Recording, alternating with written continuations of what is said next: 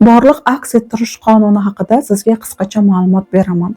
Butun borliqda borliq qonunlari o'z ishini bajaradi. Siz bu qonunlarni tan olsangiz ham, tan olmasangiz ham, butun borliq sistemasi mana shu borliq qonunlari qoidasiga binoan yuritilinadi.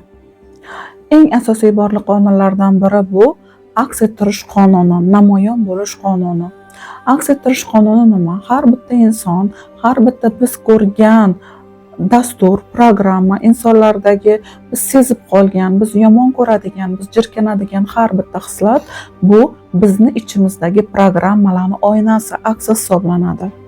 Agar siz kimdadir qanaqadir bir hislarni sezib qolgan bo'lsangiz, sezish, u bo'lishi mumkin, yaxshi ko'rishingiz mumkin, u bo'lishi mumkin, rad etayotgan bo'lishingiz mumkin, u bo'lishi mumkin, jirkanayotgan bo'lishingiz mumkin, u bo'lishi mumkin, rosa hashingizga tegayotgan bo'lishi mumkin. Mana shu hislatlarning har biri sizni ichingizda bor. Aks ettirish qonuni asl haqiqat qonuni hisoblanadi. Aks ettirish qonunini juda ko'pchilik tan olishi qiyin, sababi asl haqiqat achchiq bo'ladi. Ya'ni qanaqa degani? Aks ettirish qonuni bu har bitta inson sizga oyna tutib turadi.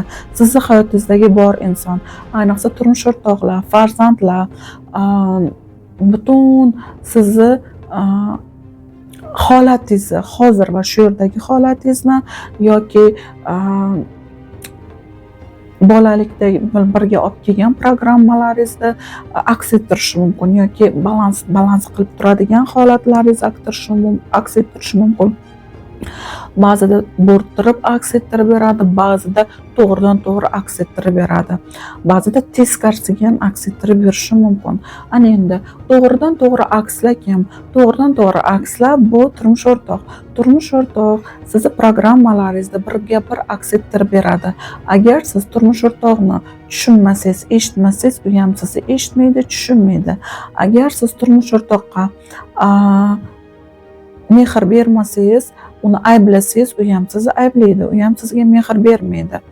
Agar siz turmush o'rtoqda baxillik energiyalarni ko'rayotgan bo'lsangiz, masalan, farzandlarga pul berishga qizg'anchiq, sizga pul berishga qizg'anchiqmi, demak, sizni ham ichingizda xuddi shunga doir programmalar mavjud. Siz mehr berishga, minnatdorchilik bildirishga, turmush o'rtog'ingiz ro'zg'or qilib kelganda uni qo'llab-quvvatlashga, sevgi berishga qizg'anchiqsiz degani. Kimda qanaqa energiya ko'rayotgan bo'lsangiz, ayniqsa eng qattiq nafratlanadigan insonlar bu bizni juda ham kuchli akslantirib beradigan insonlar, bizni hayotimizdagi kuchli masterlar hisoblanadi. Inson o'zida turgan dasturlarni ko'ra olmaydi. Inson ongi, ko'rlik, ongiga asoslangan o'zida turgan programmani his qila olmaydi, o'zida turgan dasturni tan olishi juda qiyin, o'zida turgan xarakteristikani ko'ra olmaydi. Uni shu uchun ham butun borliq sistemasi yagona yaratuvchini ilohiy qonunlariga binoan akslantirib beradi. Har bitta inson ko'rsatib beradi programmangizni. Qarang, insonlar qanaqa bo'ladi? Agar siz masalan, siz qaynonaga nisbatan qanaqa energiya taratayotgan bo'lsangiz, qaynona sizga nisbatan shu energiyani qaytib beradi. Agar hurmat qilayotgan bo'lsangiz, hurmat beradi. Maskada emas. Masalan, qaynonangiz bor, 3-4 ta ovsinsalarda yoki qaynona 4-5 ta kuyovsilar. Mana shu yoki ona 4-5 ta farzandlari bor. 4-5 ta farzandiga munosabati har xil. Demak, akslar har xil.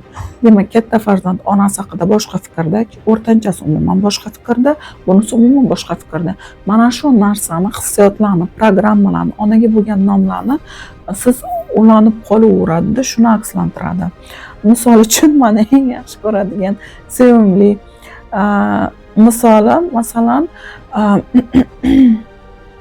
podsholarni misol qilib keltiraman. Podshoning 5 ta xotini bo'lsa, 5 ta xotiniga 5 xil munosabatda aks ettirish qonuniga ko'ra qaysidir bir ayoli o'ziga bo'lgan sevgisi yuqori va turmush o'rtog'iga bo'lgan sevgisi cheksiz va shuni akslantiraveradi. Ichki holatda o'sha sevgini akslantirib beradi. O'ziga nisbatan hurmatni turmush o'rtoq sizga ko'rsatib beradi, namoyon qilib beradi, aks ettirib beradi. Mana shunaqa borliq qonunlar bu chuqur katta qonun hisoblanadi. Teskari sizga ko'rsatib berishi mumkin, bo'rttirib ko'rsatib berishi mumkin. Teskari qanaqa bo'ladi? Agar siz o'zingizni juda ham qattiq yerga ursangiz,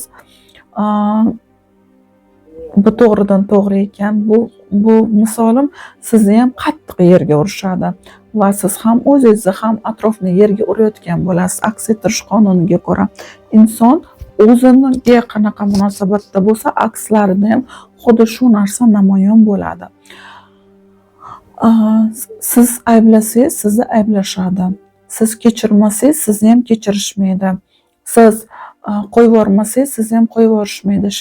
Shans bermasangiz sizga ham shans berishmaydi. Xuddi mana shunaqa aks ettirish qonuni chuqur tarzda ishlaydi.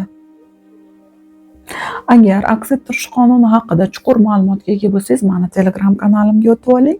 U yerda bu haqda to'liq namoyonlik qonuni haqida men dars berganman. Butun boshli darsni qo'lga kiritishingiz mumkin bo'ladi.